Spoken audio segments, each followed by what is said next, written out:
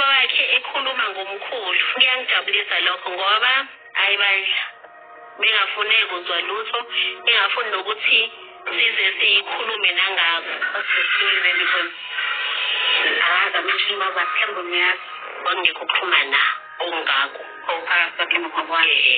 Ungaphuma khona lapho umakhwela ufanele afunde ukuthi into noma ngabe ibucayi kanjani noma ngabe sensitive kanjani.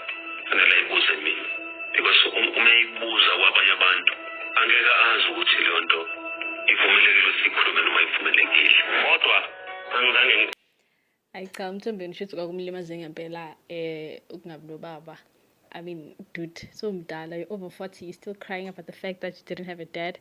And nakhona you've achieved and you've become a better man ukudlula yena loyo muntu loyo, but still hayibo azothi umakhwela ubuze